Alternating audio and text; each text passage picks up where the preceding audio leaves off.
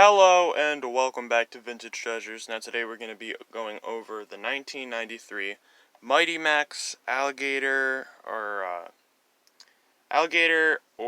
crocodile playset. I'm not really sure what the difference is. If there is a difference, I'm sure there's a difference. Now, I'd like to focus a little bit on the outside of this playset because it is beautiful, the amount of detail they put on this thing. Like the lips is where the playset opens. They put a lot of detail into the lips, making them look dry and cracked. Also making them look like lips, so it fits in with the aesthetic of the outside. They also did that on the rocks. These are rocks on the inside, but you can't tell. They look just like the eyes. They fit in perfectly.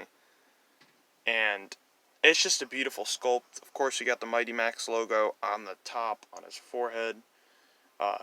Different paints, which is not common for the early 90s. Paint's expensive, and especially when you're using it on small stuff, it can be a pain to paint a lot of small things.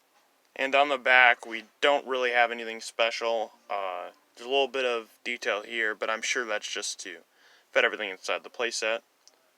So, we're going to look at the inside of the playset, but before we get to that, let's look at the figures. So first we have Max himself, no articulation, and this time a dark green hat. Wonderful figure. Again, I don't know how they got these little details are so small. And this one's printed on. That's not paint, that's printed on, but it's beautiful. How much detail they put into this for 1993. This is just great. And next we have this evil wizard with a knife, maybe the Grim Reaper. I'm not really sure what he is. One thing's for sure, he's cool. And we have the purple hands and the black cloak, no face, and articulation in the hips. So it's pretty loose, but still a cool looking figure. And lastly, we have this dragon, which looks silly out of context and when it's not in the playset. This thing doesn't have incredible paint, but you'll see in the playset most of it is concealed anyway, so it doesn't matter too much. We got some nostril paint. The eyes are speckled for pupils, and they have the regular eye color of white. The sculpt's great on this, considering that most of it is behind a wall, but now let's get into the playset itself. Now, the biggest problem I have with this playset is the first thing I'm going to touch, and it is this rope right here. This thing snaps so much, it's crazy. I got a little frustrated trying to close this thing last time because of it, and I didn't even realize that was a problem. So I could only imagine for like the 8-year-olds that are playing with this, how annoying that would be. And I could see them, of course this would be latched on, they close it, and that snaps, or at least gets stressed. So I could see that being a pain.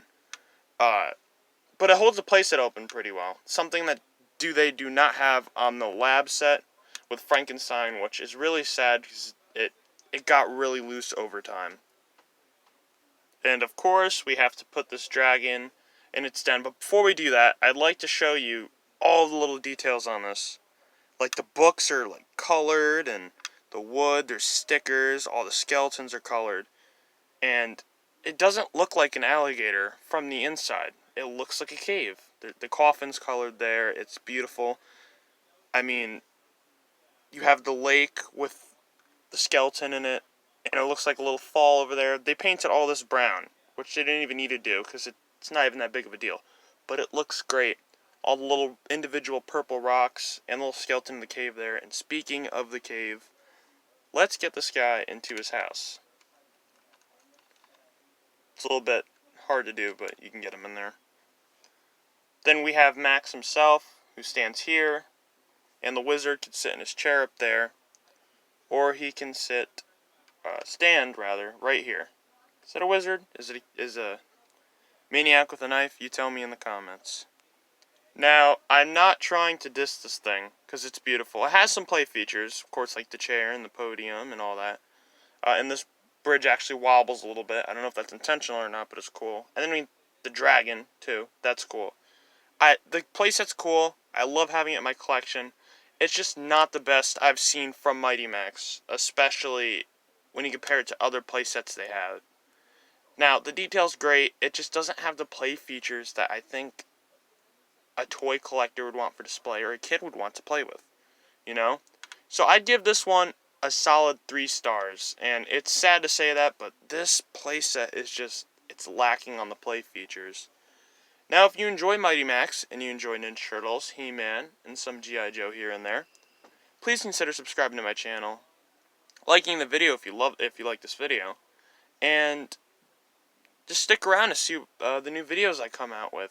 I post nothing but vintage toys on here from the 90s, from the 80s, and some from the 70s. So if that interests you, subscribe. Have a great rest of your day or night, and goodbye.